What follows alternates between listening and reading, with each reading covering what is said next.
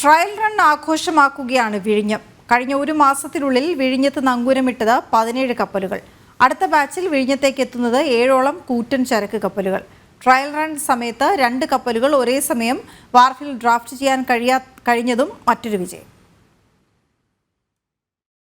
October മാസം തന്നെ commission ചെയ്യാൻ കഴിയുന്ന രീതിയിലാണ് വിഴിഞ്ഞത്തെ പ്രവർത്തനങ്ങൾ പുരോഗമിക്കുന്നത്. ഈ മാസം 22-ാം തീയതി വരെയുള്ള കണക്കനുസരിച്ച് വലുതും ചെറുതുമായിട്ടുള്ള 17 കപ്പലുകളാണ് വിഴിഞ്ഞത്ത് വന്നുപോയത്. ഒരേ സമയം വാർഫിൽ 2 കപ്പലുകൾ ഡ്രാഫ്റ്റ് ചെയ്യാൻ സാധിച്ചു എന്നതാണ് ഏറ്റവും വലിയ പ്രത്യേകത. അദാനി പോർട്ടുമായി ഏറ്റവും മികച്ച ബന്ധം പുലർത്തുന്ന മെഡിറ്ററേനിയൻ ഷിപ്പിംഗ് കമ്പനിയുടെ കപ്പലുകളാണ് ഏറ്റവും കൂടുതൽ വിഴിഞ്ഞത്ത് വന്നിട്ടുള്ളത്. MSCയുടെ ഒരു പ്രാദേശിക ഓഫീസ് വിഴിഞ്ഞത്ത് പ്രവർത്തനം ആരംഭിക്കുമെന്ന് റിപ്പോർട്ടുകളും പുറത്തുവരുന്നുണ്ട്.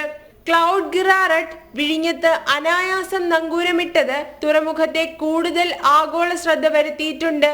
ഇനി 7ഓളം കപ്പലുകളാണ് അടുത്ത ബാച്ചിലായി എത്താൻ കാത്തിരിക്കുന്നത്.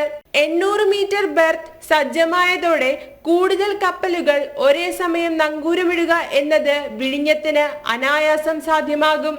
നിലവിൽ വാണിജ്യാടിസ്ഥാനത്തിലുള്ള വിനിമയങ്ങൾ തുറമുഖത്ത് ആരംഭിച്ചിട്ടില്ല. കമ്മീഷൻ കഴിയുന്നതോടെ ഇതും സാധ്യമാകും. ഒക്ടോബർ മാസം അവസാനത്തോടുകൂടി കമ്മീഷൻ നടത്താൻ സാധിക്കും എന്നാണ് അധികാരികളുടെ വിശ്വാസം. ജനം, തിരുവനന്തപുരം.